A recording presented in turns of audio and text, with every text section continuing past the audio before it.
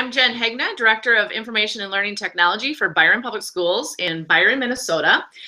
And today I'm going to share some ideas around professional development that my district has been going down the road and in personalizing professional development. This is something that, let's go like that.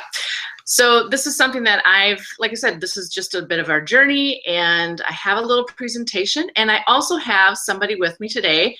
Janelle, go ahead and introduce yourself. All right. Hi, I'm Janelle Field. I'm pre-K through 12 tech specialist at Belgrade-Brittenell Rosa Public Schools. And this is just a huge passion of mine, just trying to find different ways to personalize professional development and give them voice and choice in their learning as leaders in education. Awesome. Thank you so much. All right. So I'm just going to go right into the presentation. So I'm going to just share my screen here. All right. How's that look, Janelle? It looks great. Awesome.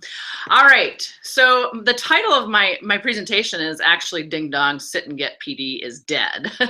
And I think it's really looking at a lot of the traditional methods that are out there in professional development. And I think one of the things I just want to start off with is when we think about traditional professional development, what terms come to mind when describing it? This graphic has been around a long time, and it says, if I die, I hope it's during a staff meeting because the transition to death would be so subtle. But what kind of terms come to your mind, Janelle, when you think about traditional PD? Traditional is absolutely just what that image shows me.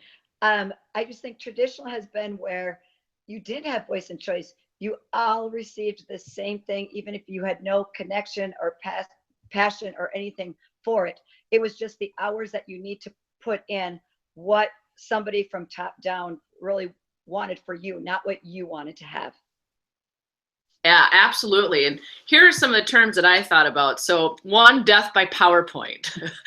I think I've seen so many people reading slides and you know, it's just all this really passive, right? You have a leader up front and they're just spewing out all this information. And I'll be honest, if you've ever been to some of the statewide trainings, webinars, I mean, it's literally that. It's reading off slides, and there's no method of checking for understanding for people to understand what you're doing, but it's really passive, and we know that that's just not good learning. It's one size fits all, so there's no differentiation, there's no individualization, and of course no personalization. It's usually one shot. So you have one PD day or one PD hour or one, you know, whatever it is, and it's a one-time thing. There's no follow-up, there's no follow-through. There's usually a lack of relevance, and there might be relevance in it, but really the lack of why, and how do we adjust that per individual educator? There's not a lot of choice and voice, and I think you really hit that, you know, it's something somebody does to you. It's nothing that you really own. It's not effective in today's classrooms, but yet, you know, we don't want the sit and get classrooms, but yet many of our PD models are still prevalent in our organizations. And the other one, as a technology director, this is my biggest pet peeve, is it rarely models effective technology integration. I've seen some organizations that, you know, they're starting to create some of the steps to make it a little bit more engaging, but rarely do I ever see effective technology integration where it's really purposeful and can amplify learning. So those are kind of my list of things that are somewhat bothersome with traditional PD. The other thing that I think about is, as our classrooms are becoming more and more student-centered, how learner-centered is our professional development? And so when you look at teacher-centered learning, there's, you know, low level of choice, very passive, and the power is primarily with the teacher. Where student-centered learning, there's a high level of student choice, it's very active, and the power is with the student. And so thinking about these classrooms that we want our kids to participate in, and really modeling those same kind of effects with our professional development. So this year we went on a little journey, and really decide, we wanted to help educators in our district go deeper with learning and increase engagement in the classroom. And so some highlights of our plan this year is focus on deeper learning, but it was going to be all year long. We would actually meet 4 times face-to-face. I had one in January here. I'm just going to put, might as well fix it on the fly, right? But we would meet 4 times face-to-face. We started in August, October, January, and March. We would track the idea. So the whole idea is that there would be some lesson design or creation based on our educators' essential learner outcomes. And so we would track this all through Google Apps for Education. Every educator would have up to 4 action plans that, they would be redesigning their lessons, and I'll get more into that later. And then after each iteration, that teachers would be expected to share student artifacts, like what happened. So it's not just, we're going to create a lesson and then that just stays with you. Like, let's share what happened, whether it went well or didn't go well, because we wanted this idea of sharing ideas within our professional development. And then the last one, was really modeling the effective use of technology. How can you differentiate using technology or blended learning? And so we wanted to give teachers some experiences as a learner in those environments, just to help them think about, what they're doing in their classroom. And it's also more effective. So, so this is our idea. First of all, we had a district goal of 100% of all teachers will create or redesign and implement at least 3 lesson plans per year that inspire learners to achieve at high levels as measured by ePortfolio artifacts. The other companion to this was we went K-12, our K-12 system, we now have ePortfolios for every student. Right now, K-5, we are using the professional version of Seesaw, and then 6 through 12, we're using Google Sites and Google Apps for Education. So we would start in August, and it's kind of the introduction. Teachers would then implement a lesson in between August and October, and then by October, they were expected to bring the results. And then they would create another lesson, and then in January, they'd bring the results. And so it was kind of, again, it wasn't a one-shot deal. We were going to come back to this several times each year, with the final being celebration. Let's really celebrate those artifacts that our teachers have done. Let's give our teachers an opportunity to share their kind of journeys in the awesome learning experiences that they created for kids.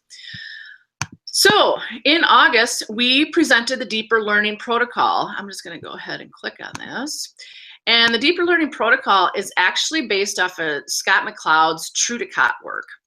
And the thing we liked about this is there was a lot of opportunities for educators to select ways to deeper learning. So maybe it was discipline-specific inquiry, or creating, more authentic, relevant learning experiences, or going deeper with thinking.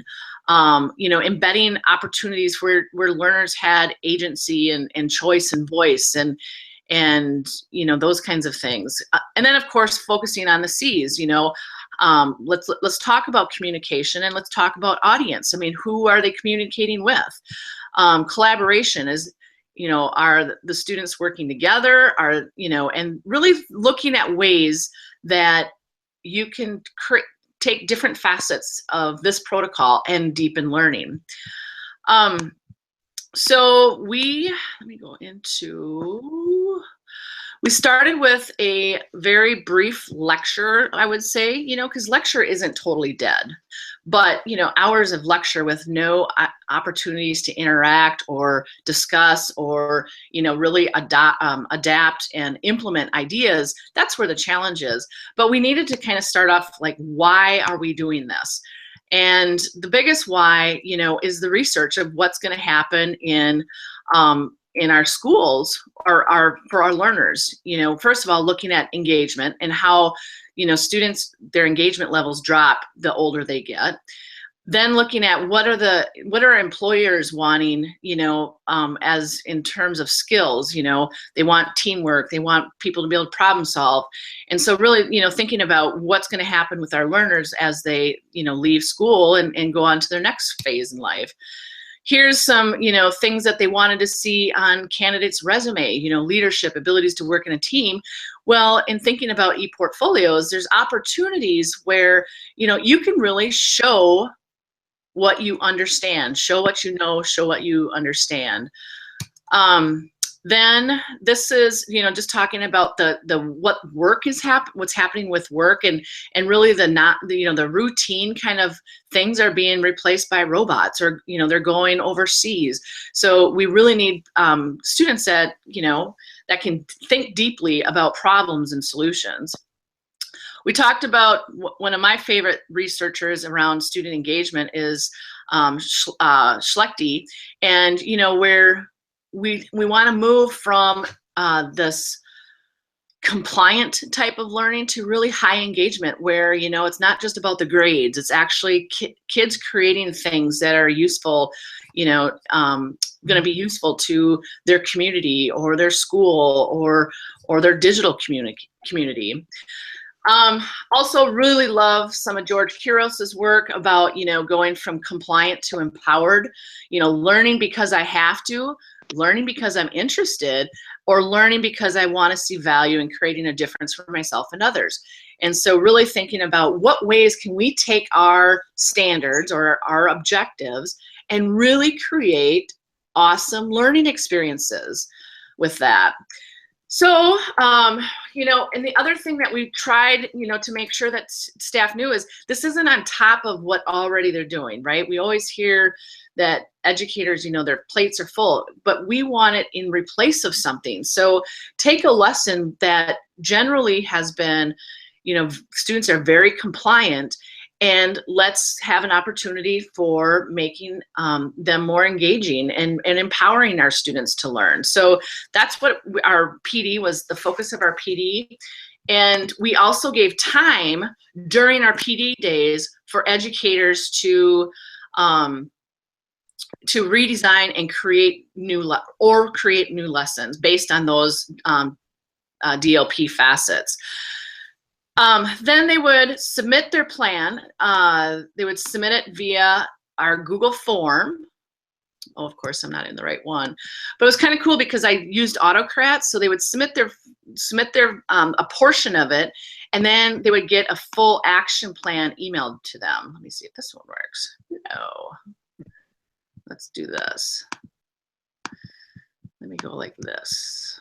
Oops, not the right one.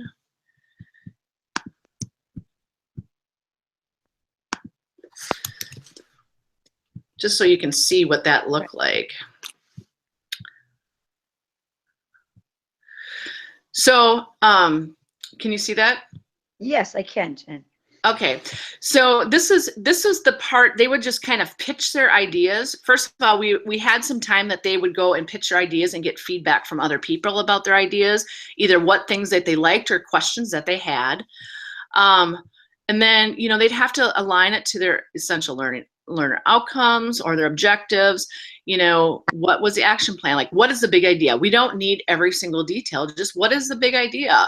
What does successful look like? And how will students be provided throughout this unit of work, not just like the final assessment? So we really have been working hard on formative assessments and giving students feedback so that, they're learning as deep and most powerful as possible. And then, of course, any potential training needs. All of these action plans were collected, and then we would put them into folders according to buildings, and then the instructional coaches and the principals had access to all of their staff stuff. So they would go through several revisions of this prior to meeting on the next day. So that was kind of our first. Go ahead. You get any student feedback? So our teachers do engagement surveys at the end of each quarter, but I really like that idea of I think we had some of them do it, but we didn't require it. But that's like giving students, like, that to me is also important. It's not just feedback from the teacher to the student, but from the student back to the teacher. What did they think of this? Did they enjoy it? Did they like it? What ways could it be better? I think that's a really, really good idea. They do, our staff do surveys, but it's at the end of the quarter, not necessarily at the end of every lesson. Sure. Okay. All right. So then in October was the first time that they would have implemented their lesson and came back to the district. And I actually blogged about this, so I'm going to go right to my blog. And one of the things that we did, which I thought was, important, was that we broke up the traditional PLC teams. So we really wanted groups like district-wide groups, and we put them into specific groups. So this time we said, we want this group to be authentic relevancy. This group is going to be around communication. This group's going to be around collaboration. And we had a kind of an end goal for this. But one of the things that we made sure with this group is we wanted to make sure innovators were in the group, because we were going to have some expectations that they're going to create something. And so we really wanted that, definitely wanted a couple of people that could easily facilitate that or those discussions without, being fearful of that. The other thing that's important is, in my mind, is also thinking about the mindsets of people. And we really wanted to make sure that we had people, that were typically having growth mindsets. And if there were educators that had fixed mindsets, we wanted to pair them with people with growth mindsets. So we did some we did some grouping based on, what their current skills were. But the biggest thing we wanted is we wanted a cross-district group, because there are so many opportunities where high school can definitely learn from kindergarten, and kindergarten can definitely learn strategies from high school. It's not about what they're learning, it's more about the strategies of how they're doing it. We started with the high energy starter, and this was actually another thing from George Couros. We did a epic rock, paper, scissors kind of game to start with. And it was super fun. I mean, people were walking around, and the whole point of the rock, paper, scissors was that if you lose, instead of feeling bad, you go and you continue to root on the person that beat you. So at the end, you have like two people that, are battling it, and we have, half the room is rooting for one person, half the room is rooting for the other person. And it's not about who wins, right? It's about continuing, if somebody else has those opportunities of growth and innovation or ideas, that we're encouraging them and not bringing them down. Then we did the lesson speed date, where they could bring their artifacts, and we, basically 3 rounds of 8 minutes apiece, where they would tell about their idea of what happened. So what was my lesson? What was the focus of my DLP? Was it authenticity or creativity, whatever it was? What I observed and assessed, what I observed in regards to student engagement. And if I did this again, I would. So really reflecting on ways to even improve that more. By the way, I also wanted to also model, the collecting of the artifacts from this event. So, making sure we were videotaping different things. And I also wanted to do it for myself, because this is kind of an opportunity I had to, try doing something a little different.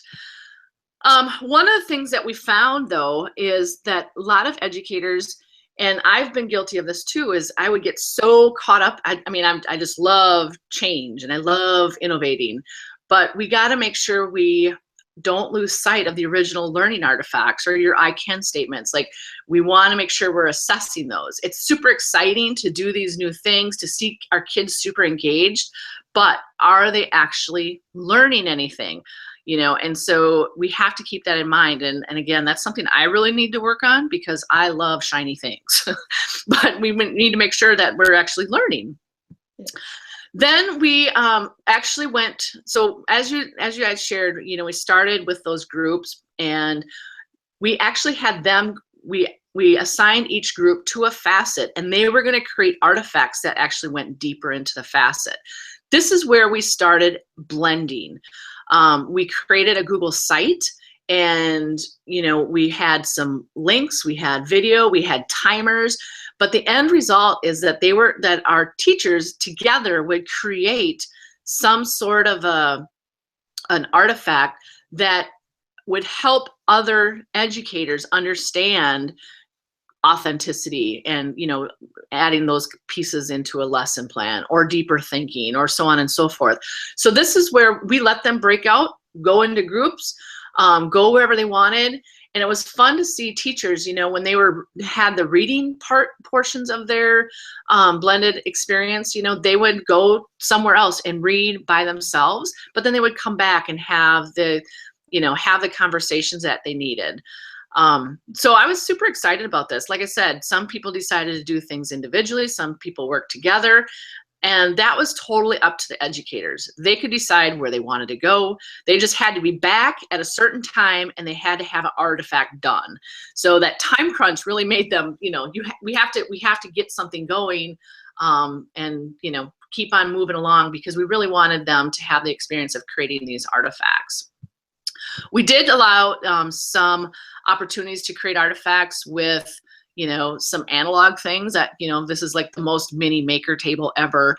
But, we can still represent knowledge, but through photos or videos, we can just take pictures and videos of what we've created. And so that was, it was a really good experience. There's one thing that I wish we could have done. We didn't get a chance to share out these artifacts as much as I wanted to, because we only had a couple hours. But we also wanted the educators to share their experiences with this kind of learning, because it was, in my mind, a little different than that they've experienced. And so we got, we had around 70% people that said they were engaged during this lesson, because we wanted them to take the role of the learner engaging us. There's a lot of things that we could do better, but this was kind of our first attempt at doing something and getting those experiences in and done. Any questions around that concept? So this part of it, Jen, was more of going more in depth in a specific area. Correct. Compared to what you were doing with their lesson planning. That this was to collaborate around those different themes, so per se. Correct. So we would have teams, like I said, within our deeper learning protocol, there are different facets. And so we created teams to create artifacts that would go deeper into those facets versus just reading some text. Sure. But we also wanted to give them an experience of a blended learning experiences. Mm-hmm. So, that we don't have to be leading the conversations and orchestrating everything, that you could actually do some of that digitally. I think of it kind of like, what is it? Those stations, like the station rotation, the Daily Five. Daily Five. That was kind of the idea behind it, is like, let's create these opportunities where we have stations. Our stations were 45 minutes long, but that they had more control of what it was. We just wanted an artifact to showcase what they created, and of course also assess what they actually learned. So that was kind of our idea of showcasing that. Sure. Great. All right. So I actually wasn't able to be at the January one because I was in Hawaii. And by the way, these were all co-designed with my curriculum director and the instructional coaches too. So I want to give total props to them as well. But the March one, this is kind of where everything came together. And this is where we celebrated the work of our students. This is an example of the ePortfolio artifacts. And this was showcased, again, school or district wide. So kindergarten teachers got to see what high school was doing. We celebrated our students' creativity, character, talents, and passions. And we would showcase our students' learning artifacts. So here's Jackson, and you could hear his reading in September. He's a first grader. And then you hear his reading in March, and it's amazing at the growth of first grade students. You know, there's tons of opportunities for creativity where, you know, whether it's pick collages, you know, the idea of, what is it, chatter picks, where kids would create their turkeys, but then they'd have stories where they'd actually tell the stories.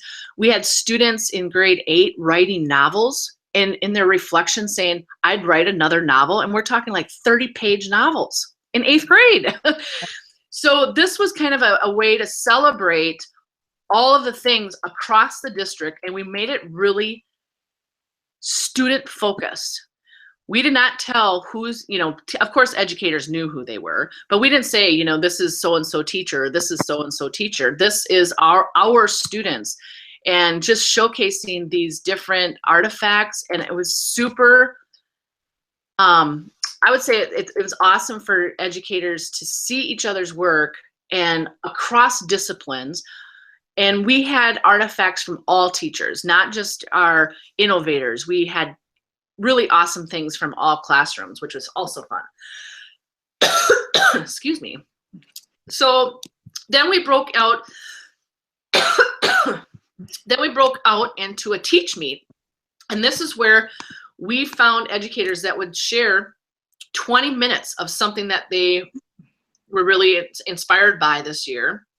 And so they gave a 1-minute pitch.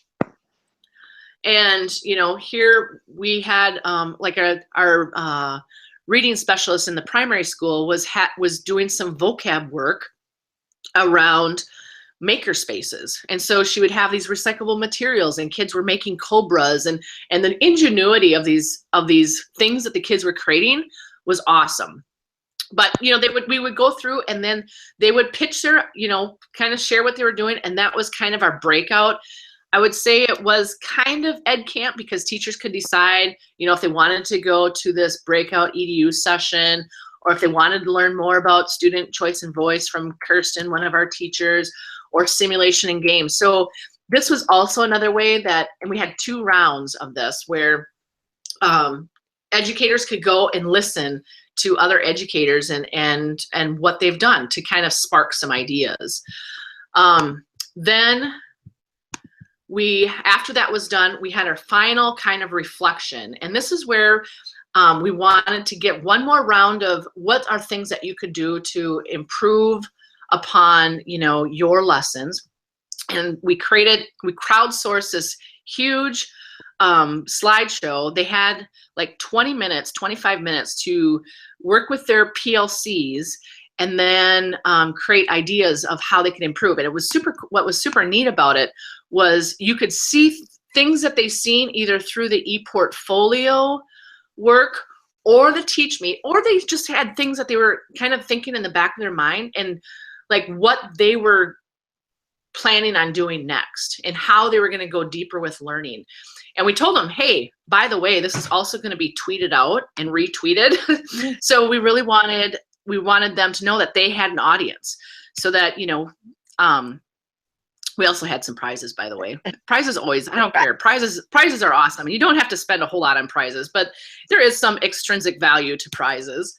But, you know, here was something, you know, our special education was inspired by some group work, and that they were going to, you know, try to go down into other grade levels and work with younger students. And here's something from art where they were going to photograph and share their art with high school, was going to share with the intermediate school. So really kind of going beyond just, you know, the audience in a classroom. We've seen a lot of that, you know, that were ideas. And then we've seen, here's another special ed one. Let's see. Well, I'm going to share this out. So what was cool about it, I think I can stop sharing now.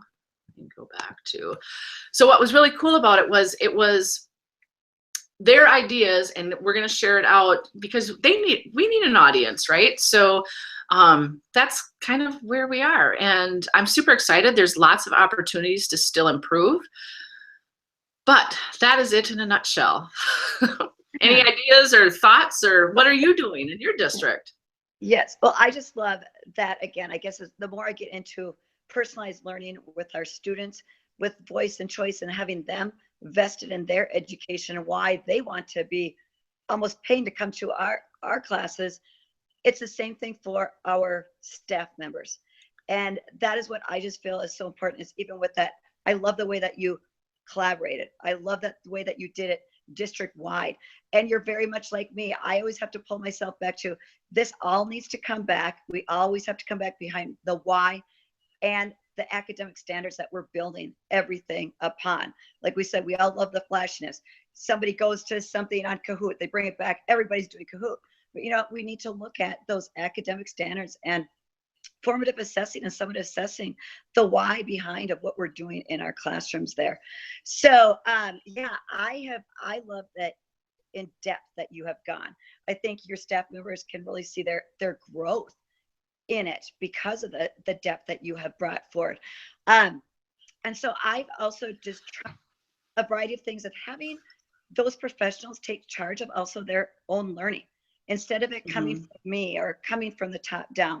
So giving them like monthly opportunities from, we've done everything from like our, you know, Ditch That Textbook Pub PDs, from our ed camps. One of the biggest things that we've done that's really done district-wide is our Ignite the Classroom sessions.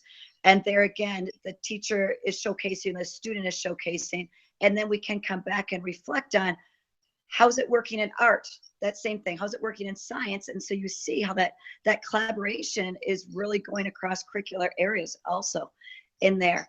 But I just really like how you have gotten it more in depth for the staff. And I guess as we move now, I'm working with the Bush Foundation at Two Revolutions in that individualized learning plan. We're going to need to really start going more in depth with our PD to really get this plan, this design plan going for our district. So you've given me some great ideas, Jen. Well, you know, and that's, you know, it's far from perfect, right? I mean, we had 70% that were engaged. Well, we had 30 that weren't.